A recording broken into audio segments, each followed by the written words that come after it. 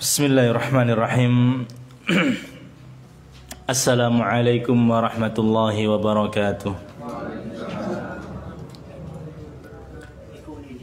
Innal hamdalillah nahmaduhu wa nasta'inuhu wa nastaghfiruh wa na'udzu billahi ta'ala min shururi anfusina wa sayyiati a'malina may yahdihillahu fala mudilla lahu wa may yudlil fala hadiya lahu. Asyhadu an la ilaha illallah wahdahu la syarika lah wa asyhadu anna Muhammadan abduhu wa rasuluh ballagha ar-risalah wa addal amanah wa nasaha al-ummah wa jahada fillahi haqqa jihadihi hatta atahu al-yaqin tarakana ala mahajjatil bayda lailuha kanahariha la yazighu anha illa halik. Allahumma salli wa sallim wa barik wa zid wa an'im ala nabiyyina wa rasulina wa habibina wa syafi'ina Muhammadin wa ala alihi wa sahbihi wa man tabi'ahum bi ihsanin ila yaumiddin, amma ba'd. Fa inna asdaqal hadithi kitabullah wa khairal hadi hadi Muhammadin sallallahu alaihi wasallam wa syarrul umuri muhdatsatuha wa kullu muhdatsatin bid'ah wa kullu bid'atin dhalalah wa kullu dhalalatin finnar. Ma'asyiral muslimin, bapak-bapak, ibu-ibu yang senantiasa dirahmati Allah Subhanahu wa taala. Kita bersyukur kepada Allah Subhanahu wa taala karena dengan nikmatnya alhamdulillah kita semuanya dalam kondisi sehat walafiat, bisa berjumpa bersama-sama di tempat yang barakah dengan keimanan kepada Allah Subhanahu wa taala untuk bersama-sama kita mempelajari kembali, membahas, membaca hadis Al-Arba'in An-Nawawiyah yang di dalamnya adalah hadis-hadis Nabi sallallahu alaihi wasallam yang disebut para ulama Jawami'ul Kalim, yang mana lafadznya singkat akan tetapi maknanya begitu luas, yang termasuk sebagai pokok pondasi agama Islam, alaihi madar ya ad-dinul Islam, porosnya agama Islam, yang insyaallah kalau kita sudah menguasainya bisa hatam mungkin 3-4 kali pemahaman kita kepada agama kita insyaallah cukup ya sangat dalam. Jemaah yang dirahmati Allah Subhanahu wa taala, maka kita melanjutkan mengkaji hadis Al-Arba'in An-Nawawiyah ya pada yang hadis ke-9. Qala al-muallif rahimahullahu taala an Abi Hurairah Abdurrahman ibnu Sakhr radhiyallahu anhu qala sami'tu Rasulullah sallallahu alaihi wasallam yaqul. Dari Abu Hurairah Abdurrahman ibnu Sakhr yang Allah Subhanahu wa taala mudah-mudahan meridainya berkata, sami'tu Rasulullah sallallahu alaihi wasallam yaqul, saya mendengar Rasulullah sallallahu alaihi wasallam bersabda, ma nahaitukum anhu fajtanibu, apapun yang aku larang dari perkara itu fajtanibu, maka jauhilah. Wa ma amartukum bihi fa'tu minhu mastata'tum. Wa ma amartukum, dan apapun perkara-perkara yang aku perintahkan, bihi, dengan perkara itu, fa'tu minhu mastata'tum, maka kerjakan, lakukan, datangi dari perkara-perkara itu mastata'tum, semampu kalian. Fa inna, karena sesungguhnya ahlaka man kana qablakum ya, sesuatu yang menghancurkan, membinasakan orang-orang sebelum kalian semuanya adalah kathratu masailihim, paling banyak atau banyak bertanya. Kathratu masailihim wa ikhtilafihim ala anbiya'ihim, dan senantiasa menyelisihi nabi-nabinya. Hadis ini jamaah yang dirahmati Allah ya. Hadis yang diriwayatkan oleh Abu Hurairah bahwasanya beliau mendengar dari Nabi sallallahu alaihi wasallam, apapun yang aku larang maka jauhilah, dan apapun yang aku perintahkan maka kerjakan, lakukan semampu kalian. Karena sesungguhnya sesuatu yang membinasakan, menghancurkan umat-umat sebelum engkau adalah mereka banyak bertanya dan banyak menyelisihi nabi-nabinya. Ini hadis yang pertama yang diriwayatkan oleh sahabat yang mulia Abu Hurairah radhiyallahu anhu di dalam kitab Al-Arba'in An-Nawawiyah. Abu Hurairah, jamaah dirahmati Allah, adalah sahabat Nabi sallallahu alaihi wasallam ya, yang sangat gigih, sangat rajin di dalam menuntut ilmu. Beliau termasuk sahabat yang paling banyak meriwayatkan hadis daripada sahabat-sahabat yang lainnya. Padahal waktu beliau menuntut ilmu bersama Nabi itu sekitar 4 tahun. Beliau masuk Islam tahun 7 Hijriah. Nabi SAW meninggal tahun 11 Hijriah. Akan tetapi meskipun beliau terlambat, tertinggal di dalam mengumpulkan riwayat-riwayat, tapi dengan izin Allah, dengan taufik Allah, karena kegigihannya, kerajinannya di dalam menuntut ilmu, beliau bisa mengejar ketinggalannya, bahkan meriwayatkan hadis yang paling banyak di antara para sahabat, sekitar 5.000 hadis ya. Sekitar ya 5.000 hadis, kurang lebih 5.000 hadis ya. Dan kisah beliau ini sangat memberi inspirasi bagi kita semuanya ya. Bagi kita yang kemudian terlambat menuntut ilmu, mungkin sudah usianya ya tua, tidak boleh pesimis, tidak boleh putus asa. Lihat itu Abu Hurairah belajar hadis bersama Nabi, bertalaki hanya sekitar 4 tahun, tapi kalau dia itu kemudian rajin, gigih, bisa mendapatkan ya ilmu yang begitu banyak, riwayat sampai 5.000, paling banyak daripada sahabat mengumpulkan hadis. Beliau terkenal, jamaah dirahmati Allah ya, baru-baru masuk Islam. Bahkan ibunya ketika itu masih kafir. Ketika dia mengajak ibunya untuk masuk Islam, ibunya dipaksa, ibunya marah. Kemudian ibunya mengatakan sesuatu yang intinya mencaci maki Nabi SAW. Maka Abu Hurairah keluar rumah menangis mendatangi Nabi SAW. Ya Rasulullah, ud'ullaha an yahdiya umma Abi Hurairah. Wahai Rasulullah, doakanlah supaya Allah memberikan hidayah kepada ibunya Abu Hurairah. Maka Nabi kemudian mengangkat kedua tangannya, Allahumma ihdi umma Abi Hurairah, Allahumma ihdi umma Abi Hurairah. Begitu kemudian beliau pulang ya, mendengar suara orang yang mandi. Begitu kemudian mengetuk pintu dan dibuka pintu, ternyata ibunya yang keluar dalam kondisi sudah mandi besar, kemudian mengatakan asyhadu alla ilaha illallah wa asyhadu anna Muhammadar Rasulullah. Sahabat yang dicintai oleh kaum muslimin. Kemudian dia balik lagi ke Rasulullah sallallahu alaihi wasallam. Ya Rasulullah, aslamat ummi. Wahai Rasulullah, ibuku telah masuk Islam. Ud'ullaha an yuhabbiba. Wahai Rasulullah, minta tolong doakan ibu saya dan saya kepada Allah supaya kaum muslimin mencintai kita dan kita juga mencintai kaum muslimin. Jadi Abu Hurairah dicintai kaum muslimin yang memiliki iman, maka pasti cinta kepada Abu Hurairah, sahabat yang paling banyak menghafalkan dan meriwayatkan hadis, 5.000 hadis ya. Maka kita sering ketika kita ikut kajian atau ketika kita membaca hadis, pasti an Abi Hurairah. Kita buka di hadis ya Bulughul Maram, di hadis atau di buku Riyadhus Shalihin ya, kita akan dapati an Abi Hurairah. Tapi yang menjadikan inspirasi untuk kita bahwasanya ya jamaah dirahmati Allah Subhanahu wa taala, kisah beliau ini sangat memberikan inspirasi bagi kita. Jangan kita putus asa, masa sudah tua ya baru belajar agama, tidak. Lihat Abu Hurairah yang hanya 4 tahun ya, menyertai Nabi SAW. Dengan taufik Allah, beliau mendapatkan ilmu yang sangat banyak, tentunya dengan metode dan cara yang benar. Dengan cara yang benar di dalam mengambil ilmu agama. Kemudian jamaah dirahmati Allah, hadis ini ya, sebetulnya menafsirkan ayat ya, yang sering kita baca, wa ma atakumur rasulu fakhudhu. Apapun yang Nabi SAW berikan maka ambillah. Wa ma nahakum anhu fantahu. Dan apapun yang dilarang, apapun yang kalian tuh dilarang untuk melakukan sesuatu, maka cegahlah ya.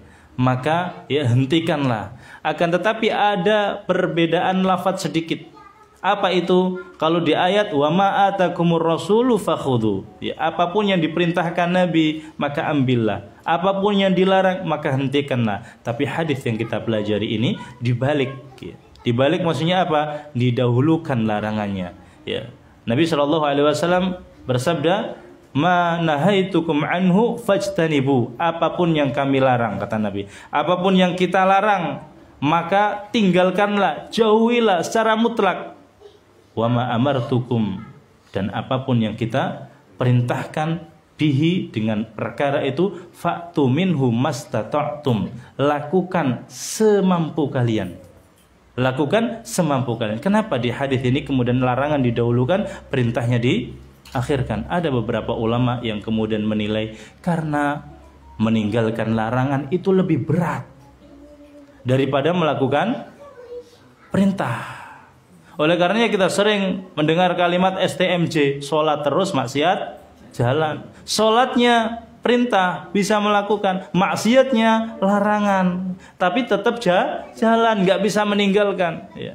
Di dalam melakukan perintah, orang baik, orang buruk bisa. Orang yang mencuri bisa sholat, orang yang alim bisa sholat, orang yang kemudian mencuri bisa berbakti kepada orang tua, orang yang baik juga bisa berbakti kepada orang tua. Tapi tidak semua mereka bisa meninggalkan larangan seperti bohong, mencuri, korupsi, minum-minuman. Semuanya mungkin bisa melakukan sholat, mereka membayar zakat, tapi belum tentu bisa meninggalkan larangan. Oleh karenanya, ya, ulama kemudian mengatakan ini didahulukan karena lebih berat.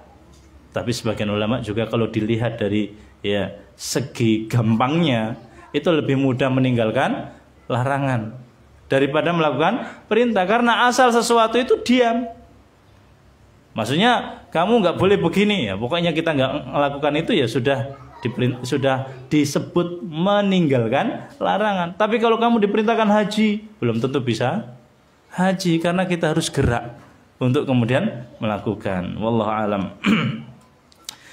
Jemaah dirahmati Allah Subhanahu wa taala, oleh karenanya beberapa ulama berpendapat, ya, meninggalkan larangan itu sebetulnya lebih berat, ya. Beberapa ulama, dan ini mungkin kalau dilihat dari segi beratnya mungkin, ya, sampai Nabi Yusuf yang ketika itu dirayu oleh seorang yang begitu cantik, yang berkedudukan tinggi, yang sudah cantik tapi dandan lagi. Terus di dalam satu kamar yang pintunya itu banyak dan semua dikunci. Bayangkan, udah diajak perempuan yang memang tadinya sudah cantik, terus berdandan, terus nawari. Kemudian di kamar, dan Yusufnya ini orang jauh, bapaknya nggak akan tahu, ibunya nggak akan tahu. Kenapa? Di luar negeri. Sekarang kita lihat, kalau ada orang yang kemudian ke luar negeri itu sudah susah godaannya. Kenapa? Ah, bapak saya nggak ngerti, keluarga saya nggak ngerti, apapun saya yang lakukan di sini nggak ada yang tahu gitu. Tapi Nabi Yusuf kemudian, ya, disebutkan walaqad hamma bihi wa hammat bihi wa hamma biha. Dua-duanya kepengen. Laula an ra'a burhana rabbi, kalau seandainya Nabi Yusuf tidak melihat tanda-tanda Allah.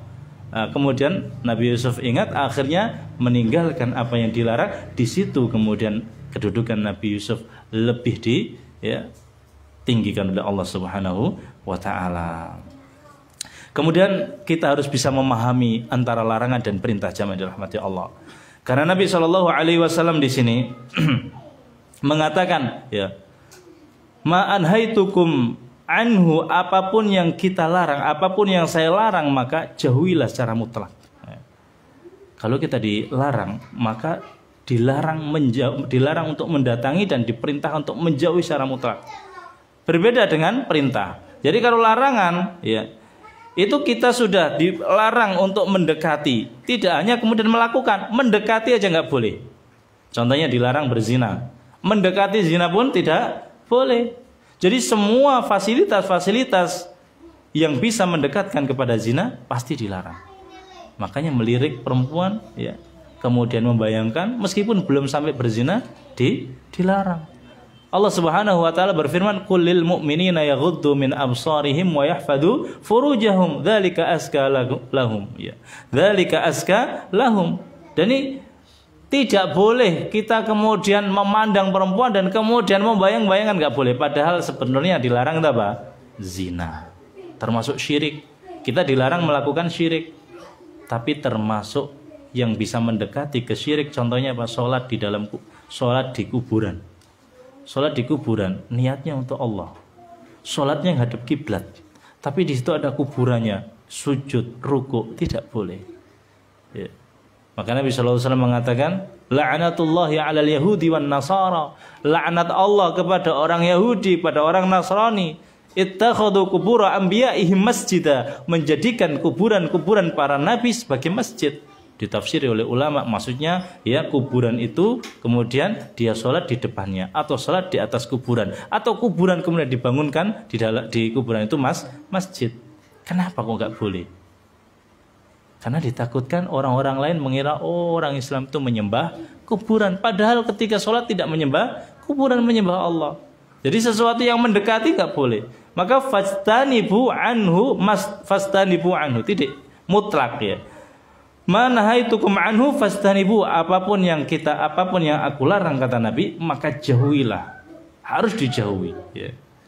Adapun masalah perintah ya, perintah jamaah yang dirahmati Allah itu kemudian bunyinya wa ma amartukum bihi fa'tu, wa ma amartukum fa'tu, wa ma amartukum bihi fa'tu minhu mastata'tum. Apapun yang aku perintahkan maka kerjakan semampu kalian.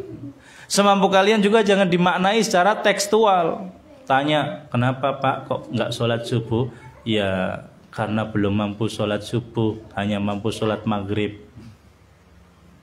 Maksudnya tidak kemudian dimaknai seperti itu. Ditanya, kenapa Bu kok nggak pakai jilbab? Kan katanya kalau perintah itu dilakukan sesuai dengan kemampuan. Sekarang belum mampu untuk pakai jilbab, hanya mampu pakai rok sama pakai baju.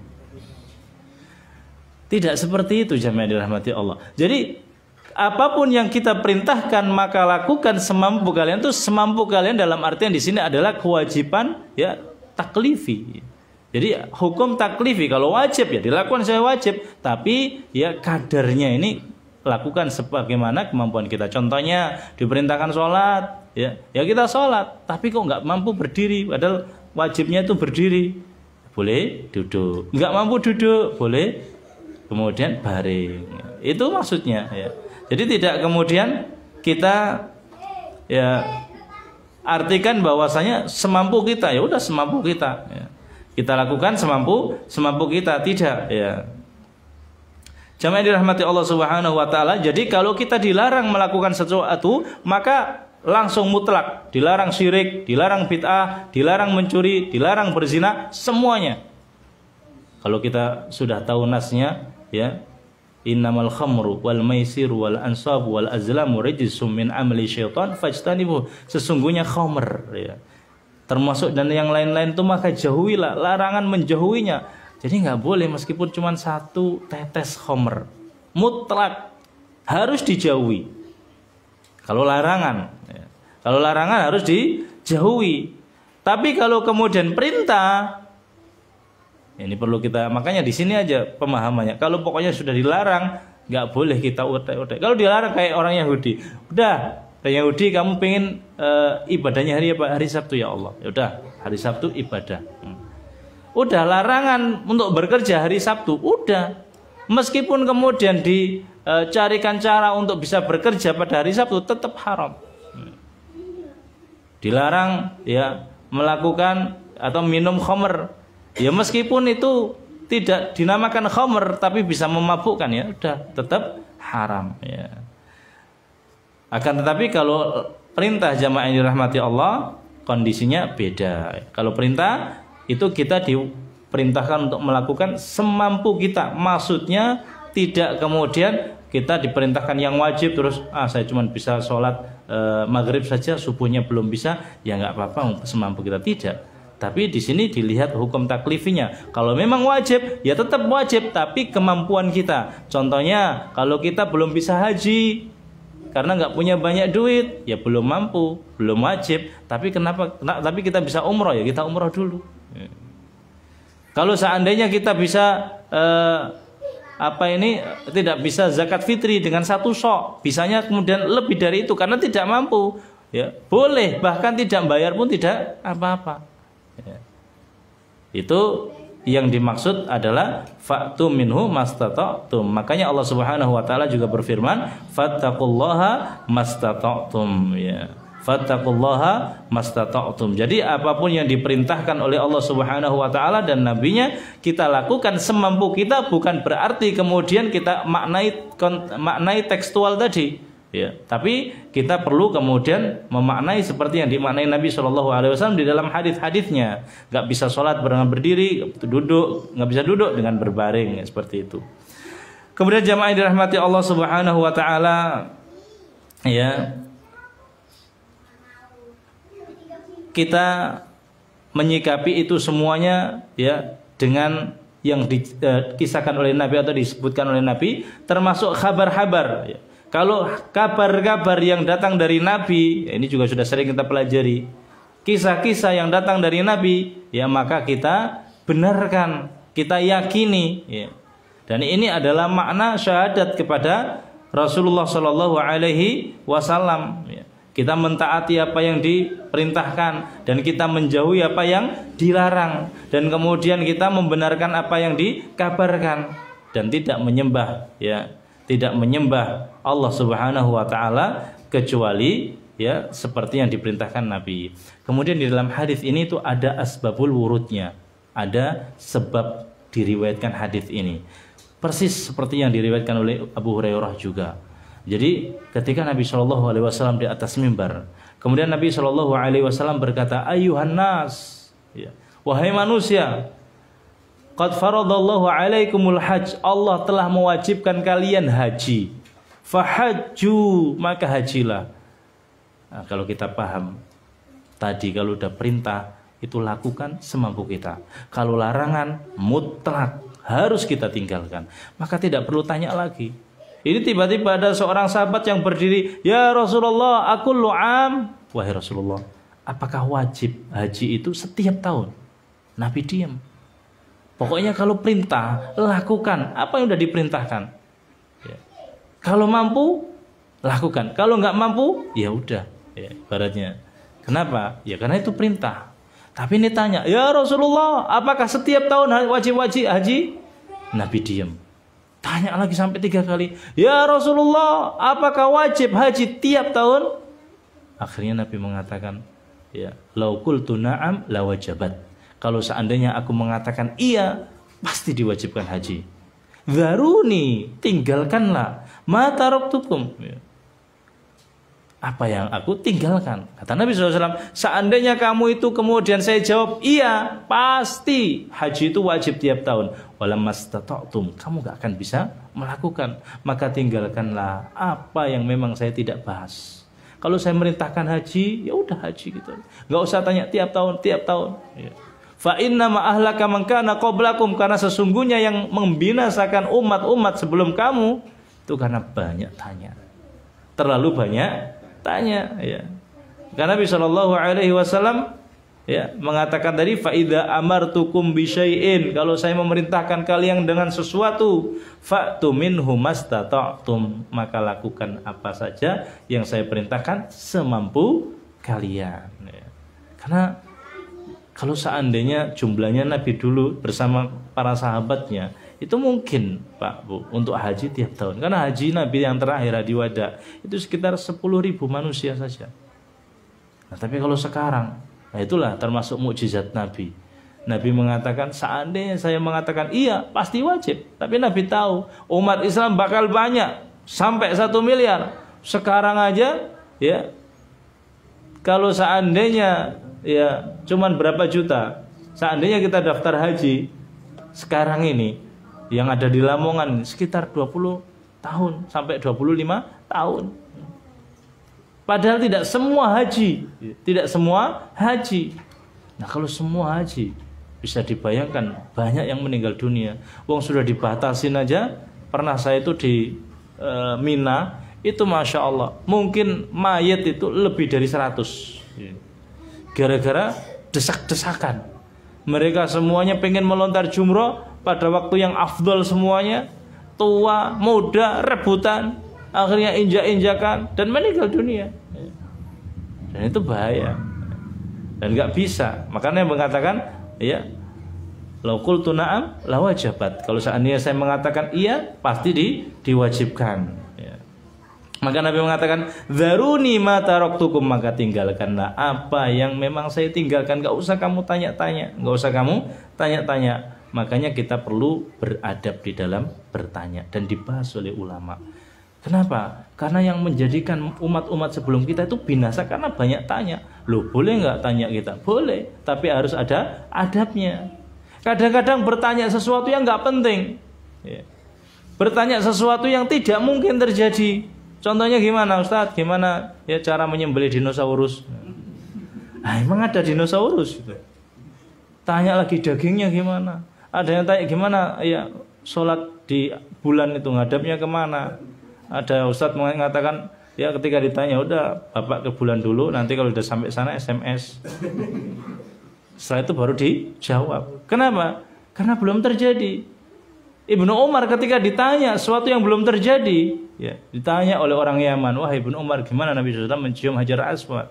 Karena Nabi SAW yastalimuhu wa yuqabbilu. Nabi itu mencium, ya sebelum mencium mengusapnya. Wahai Ibnu Umar, kalau seandainya nanti itu saya tawaf kemudian susah, desakan, terus nggak bisa mencium, gimana? Nah, ini pada zaman Ibnu Umar mungkin belum ada desakan. Tapi ketika ditanya seperti itu, Ibnu Umar mengatakan apa? Ya, udah, nggak usah begitu kamu tanyakan, buang aja yang bagaimananya itu. Kenapa? Karena sahabat dulu itu lebih memperbanyak amal daripada banyak bertanya dan ngeyel kadang-kadang karena pengen meninggalkan sesuatu itu. Tapi kalau bertanya sesuatu yang mungkin dibutuhkan, ya nggak jadi masalah, ya. Bahkan itu bagus, ya. Seperti pertanyaan ini, apalagi kalau pertanyaan sesuatu yang dengan pertanyaan itu menjadikan berat bagi yang lain, nah, ini dosa besar. Gara-gara dia tanya, kemudian yang lainnya itu menjadi berat. Seandainya itu diwajibkan, ya ini sesuatu yang berat dan memberatkan umat, ya. Termasuk Bani Israel, ya. Sering bertanya gara-gara apa? Gara-gara kepengen sebenarnya pengen ngeyel. Oh, tanya-tanya sendiri, ya. Wahai Nabi Musa, ini ada orang yang terbunuh, gimana caranya dia bisa ya memberitahu siapa yang membunuh? Diperintahkan apa? Menyembelih sapi. Malah kemudian mengatakan qalu atattakhiduna huzwa. Maksud sampean itu membuat kita ini guyonan, ya. Ya, serius, guyonan ini dari Allah. Kamu tanya, kemudian Allah beritahu suruh nyembelih sapi, kok kamu bilang guyonan? Maka disebutkan oleh siapa? Oleh Nabi Musa, qala a'udzubillahi an akuna minal jahilin. A'udzubillah, saya berlindung dari orang-orang yang bodoh, ibaratnya gitu. Akhirnya kemudian dia tanya lagi, ya udah kalau gitu kita mau nyembelih sapi, tapi sapi yang kayak apa? Udah diberitahu sapi yang enggak muda, yang enggak tua. Tanya lagi, warnanya kayak apa? Ya karena sebenarnya pengen tidak nyembelih. Udah warnanya kuning. Karena sapi itu banyak Nabi Musa, ada yang putih, ya. Ada yang kecoklatan, ada yang kuning. Yang mau apa? Udah yang kuning. Ya. Tanya lagi, ya sapi itu kan banyak, sudah ada yang dipakai ngerakal, ada yang belum. Dikasih yang susah-susah, akhirnya kemudian malah susah. Ya. Ini pertanyaan-pertanyaan tidak beradab, ya.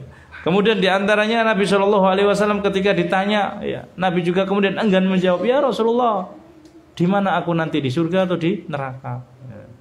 Tanya bagaimana zatnya Allah?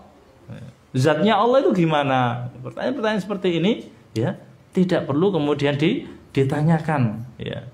Bahkan yang harusnya kita itu bertanya sesuatu yang bermanfaat bagi kita. Tapi kadang-kadang nggak tahu. Yang tidak bermanfaat ditanyakan, tapi yang bermanfaat malah tidak ditanyakan. Dan itulah Nabi mengatakan min husnil islamil mar'i tarkuhu ma la ya'nihi. Itu meninggalkan apa yang kemudian tidak penting bagi dia. Maka jamaah yang dirahmati Allah Subhanahu wa taala, ya, harusnya itu kita menyibukkan diri, ya, termasuk mengikuti kajian, membaca Al-Quran, mempelajari hadis-hadis. Kemudian betul-betul kita memang membiasakan diri kita untuk kemudian mempelajari agama Islam. Nah, kalau memang tidak tahu, baru kemudian kita bertanya, ya. Dan bertanya memang yang penting untuk kita.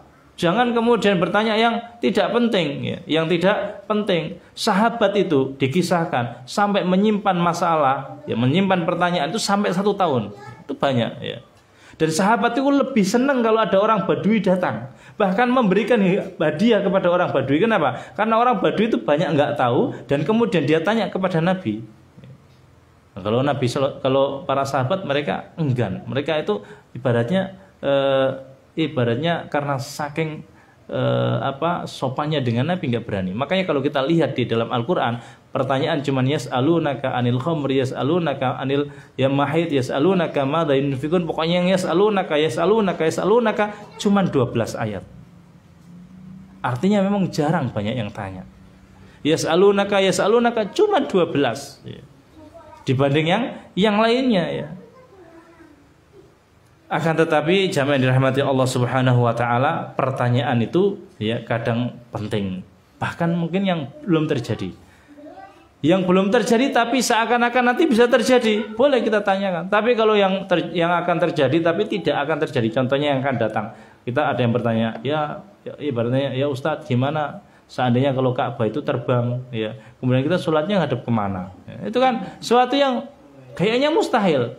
Tapi kalau seandainya terjadi seperti yang ditanyakan oleh para sahabatnya Rasulullah, seandainya kita perang, terus kemudian tangan saya terputus karena diputus oleh musuh, kemudian saya tetap melawan dan akhirnya musuh itu terjatuh, dan ketika saya mau menusuknya ternyata dia mengucapkan asyhadu alla ilaha illallah, apakah saya boleh membunuh? Kata Nabi, tidak boleh. Tapi dia telah memutuskan tangan saya ya Rasulullah, masa saya nggak boleh? Tidak boleh. Nah kalau seandainya saya tetap membunuhnya ya Rasulullah, kalau engkau tetap membunuhnya, maka kedudukanmu seperti dia sebelum dia mengucapkan la ilaha illallah.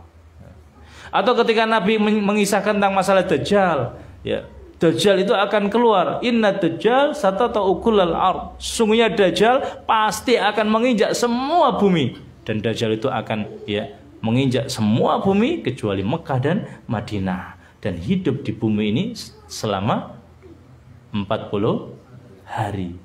1 hari pertama seperti 1 tahun, 1 hari kedua 1 bulan, 1 hari ketiga 1 minggu, dan hari-hari yang lainnya seperti hari-hari kalian. Sahabat tanya, ya Rasulullah, terus gimana cara sholatnya itu ketika itu nanti?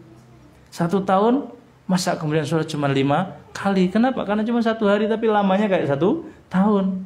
Maka kata Nabi SAW, ya perkirakan. Artinya ini jawaban Nabi, ya perkirakan. Ya lamanya mungkin dengan pakai jam, perkirakan. Ya. Tapi itu tetap 1 hari, tapi lamanya kayak 1 tahun. Ada yang menafsirkan mungkin karena saking beratnya diazab oleh Dajjal sehingga seakan-akan 1 hari seperti 1 tahun. Ada yang tidak, secara zahirnya 1 hari tapi memang lamanya kayak 1 tahun. Pokoknya sholatnya bagaimana? Perkirakan nanti bagaimana. Sekarang belum terjadi. Ya.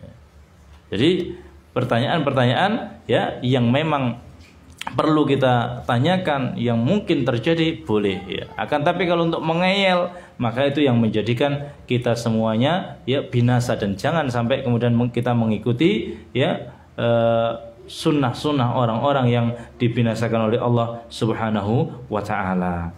Oleh karenanya jamaah dirahmati Allah, maka kita perlu ya memiliki adab. Yang pertama diantaranya adab bertanya. Ya pertanyaan kita tanya itu ya harus kemudian ikhlas karena Allah, karena ini ilmu, bukan karena supaya kita ya dilihat orang masya Allah rajin tanya, atau supaya kemudian ya suasananya begini. Tidak, kita bertanya pertama kali, kalau kita bertanya harus kita dengan membawa niat yang ikhlas. Kenapa? Karena Allah sendiri mengucapkan ya was'alu ahla dzikri in kuntum la ta'lamun. Bertanyalah kamu kepada orang yang memiliki ilmu kalau kamu tidak tahu. Artinya ini adalah perintah. Kalau perintah adalah ibadah, maka ibadah harus dibarengi dengan niat yang ikhlas. Jemaah dirahmati Allah ya. Harus dibarengi dengan niat yang ikhlas ya. Kemudian diantaranya yang tidak boleh kemudian kita tanyakan kadang-kadang, saya ini pengen tanya masalah ini ke ustadz ini. Ternyata jawabannya keras. Ya saya nyari yang lagi ustadz yang lain keras juga, masya Allah. Nyari-nyari sampai tanya ke beberapa ustadz yang pengen jawaban ustadz ini sesuai dengan ya keinginan dia. Ini juga nggak boleh. Ya. Tanya untuk mendapatkan rukhsah, ya tidak boleh. Ya. Kemudian jamaah yang dirahmati Allah Subhanahu wa taala, ya. Kita bisa membaca tentang keutamaan atau buah dari kita mempelajari faedah hadis ini, ya.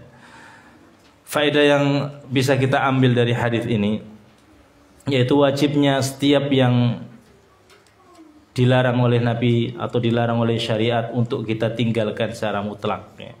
Jadi wajib kita tinggalkan secara mutlak, ya. Kalau ada larangan sedikit pun tidak boleh kita lakukan. Kalau ada larangan, wajibnya meninggalkan larangan, ya, secara mutlak. Seperti syirik, bid'ah. Kalau memang dilarang bid'ah, ya udah kita meninggalkan bid'ah secara mutlak, ya. Kalau dilarang melakukan, ya, perbuatan zina, ya kita tinggalkan meskipun hanya sekedar mendekatinya. Kemudian yang kedua, kewajiban melakukan setiap apa yang diperintahkan oleh Allah Subhanahu wa taala dengan semampu kita.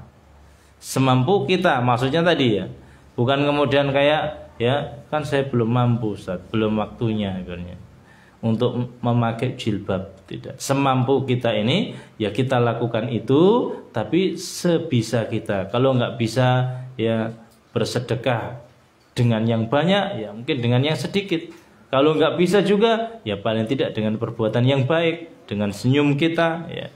Jadi kewajiban melakukan setiap apa yang diperintahkan oleh Allah Subhanahu wa taala semampu kita, ya. Semampu kita. Nggak bisa sholat dengan berdiri, dengan duduk. Nggak bisa duduk dengan baring. Nggak bisa baring, ya dengan isyarat. Kalau udah nggak bisa isyarat juga, ya berarti waktunya disolati, ya. Kemudian jamaah yang dirahmati Allah Subhanahu wa taala, ada kaidah, ya, ada kaidah la harama ma'adz-dzarurati, ya, tidak ada haram. Tidak ada yang disebut haram kalau itu berhadapan dengan darurat. Maksudnya kalau kita dilarang melakukan gini tapi darurat, nggak mungkin ada gantinya yang lain, maka itu tidak haram. La harama ma'adz-dzarurati walal wajiba ma'al ajzi. Tidak ada hukum haram dengan sesuatu yang terpaksa, dan tidak ada yang wajib kalau memang tidak mampu. Tidak ada haram. Contohnya memang kita lagi, ya, keselak ibaratnya, dan nggak ada kecuali di situ adalah khamr ibaratnya. Kita keselak dan harus minum. Nah, ketika di situ nggak ada minum air, adanya cuman toak ibaratnya, ya. Mau nggak mau, kalau nggak minum mati, ya harus minum, ya, supaya keselaknya, ya, hilang. Ini boleh dan ulama sepakat. Kalau memang sudah tidak ada lagi kecuali melakukan, ya, yang dilarang, maka boleh. Kenapa? Karena ada kaidah, ya, la harama ma'adz-dzarurah walal wajibah, dan enggak ada kewajiban ma'al ajzi.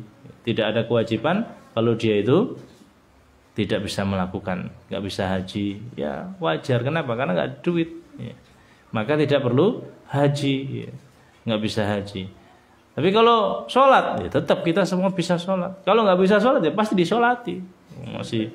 Kenapa? Karena sholat kan semua bisa. Kadang mengatakan, kamu kenapa nggak sholat subuh? Karena nggak bisa. Masa nggak bisa? Kalau mau pasti bisa, gitu. Pasti mampu, gitu, ya. Tapi kalau zakat, ya, karena memang nggak ada duit, ya gimana? Ya terpaksa tidak mengeluarkan zakat. Jadi ini kaidah juga, ya, perlu kita ketahui. Kemudian, ya, peringatan jangan sampai kita terjatuh seperti kesalahan orang-orang sebelum kita, yaitu banyak tanya tapi tidak bermutu, tidak ada manfaatnya. Jadi bertanya yang memang ada bermanfaat, ada manfaatnya. Makanya di antara manusia ada yang kemudian Allah jadikan orang ini berkah banyak untuk orang lain. Jadi dengan adanya dia itu keberkahan, ini pahala yang banyak. Tapi ada juga Allah itu jadikan manusia dengan adanya dia semua orang jadi berat. Baik itu dengan pertanyaan atau dengan tingkah lakunya dia. Kadang ada orang itu yang bisa membuka keberkahan. Adanya dia itu semua kebaikan terbuka.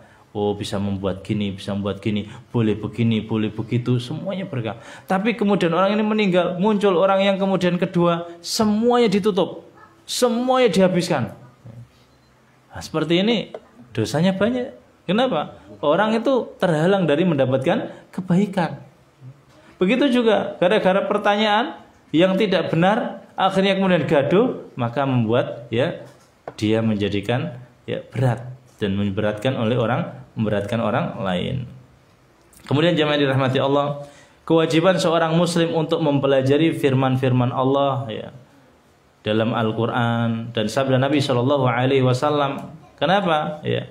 Karena itu yang harus kita lakukan supaya kita tidak kemudian banyak terjebak dengan melakukan pertanyaan-pertanyaan yang tidak benar. Jadi kita mempelajari Al-Quran, pelajari hadis dengan bantuan atharnya sahabat, ikuti kajian, terus kemudian kita mencoba untuk mempelajari agama Islam, memahami agama Islam, mendengarkan, ya. Dan kalau memang betul-betul kita sudah nggak bisa paham, ya kita tanyakan, ya. Kita tanyakan. Ya.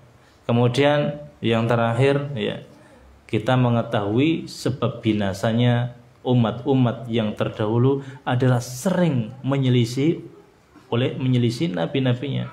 Maka jangan kemudian kita mengikuti, ya. Jangan sering menyelisih. Kadang-kadang kita itu menganggapnya itu kan zaman dulu, kok sekarang kan bagusnya gini. Akhirnya terjatuh kepada apa? Bid'ah, ya. Yang sudah pernah kita bahas. Nabinya memerintahkan begini, ternyata dia ya menganggap ini kurang bagus untuk saya. Nabi itu orang mulia, kalau saya orang biasa-biasa saja, harus ditambah. Jadi akhirnya menyelisihi Nabi Shallallahu alaihi wasallam, ya. Menyelisih, ditambah lagi, kan itu bagus. Kalau Nabi cuma memerintahkan seperti itu, ya sudah cukup seperti itu, ya. Apalagi di dalam masalah ibadah. Dalam masalah ibadah jangan suka menyelisihi, ya. Jangan suka menyelisih Nabi kita Sallallahu alaihi wasallam, ya. Jadi itu hadis yang singkat untuk kesempatan malam ini, yaitu masalah larangan dan perintah. Jadi larangan sifat yang jamaah yang dirahmati Allah mutlak harus kita jauhi, ya. Kecuali memang ada darurat. Jadi kaidahnya la ya harama ma'ad darurati. Tapi ketika ada larangan mutlak, bahkan sesuatu yang sebenarnya nggak dilarang jadi terlarang gara-gara ditakutkan terjatuh kepada yang haram. Sholat di masjid boleh, ya. Tapi kalau masjidnya ada kuburannya nggak boleh. Padahal aslinya boleh, gitu. Cuman karena apa? Ada larangan syirik. Jangan kamu berbuat syirik. Karena takutnya terjatuh ke dalam syirik, nggak boleh. Dan kemudian ada kaidah asy-syari'atu tahmi janabat tauhid. Syariah ini melindungi pundi-pundi tauhid. Wa tasuddu kulla tariqin yasilu ila syirik, dan membuntu semua lubang-lubang yang bisa mengarah kepada syirik. Aslinya yang dilarang adalah syirik, yang disuruh jauhi adalah syirik.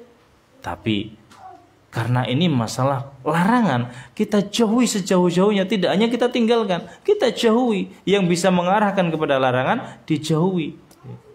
Sebetulnya ngelihat perempuan itu kan aslinya kan boleh saja, selama tidak menimbulkan syahwat, ya. Tapi karena tadi ditakutkan menimbulkan syahwat, akhirnya kemudian dilarang. Buktinya apa? Boleh. Buktinya kalau ada orang pengen nikah, sebelum menikah disuruh apa? Melihat nador. Disuruh melihat nador.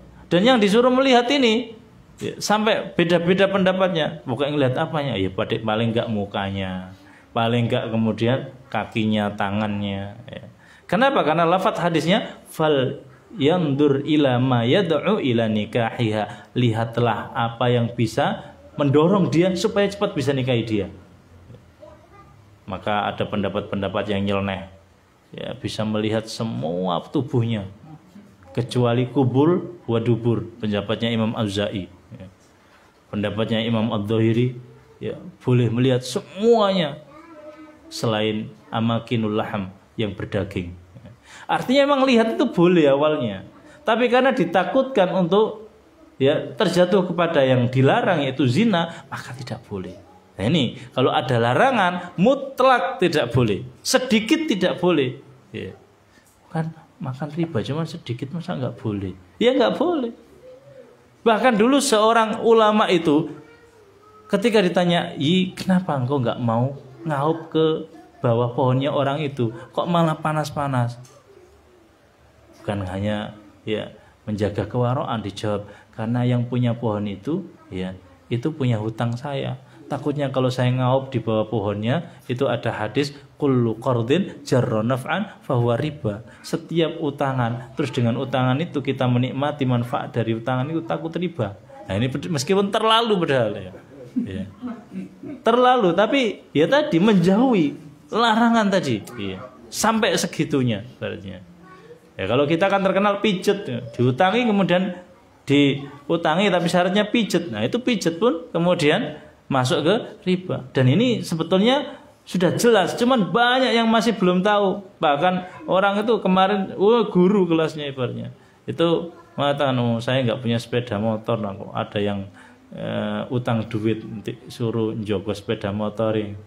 Ya tepaan ibaratnya. Nah, terus kapan diminta sepeda motornya? Kalau mampu bayar. Nah, seneng. Cuman hutangnya nggak banyak, berapa? 5 juta. Nah, sepeda apa ini yang bagus itu sepeda PCX. Seneng ya. Kenapa seneng? Ya punya PCX. Tapi nggak tahu ternyata itu sesuatu yang tidak dibolehkan sebenarnya. Kenapa? Karena dia meminjami dan memberikan ya kemudian manfaat atau mengambil manfaat dari orang yang dipinjami ya.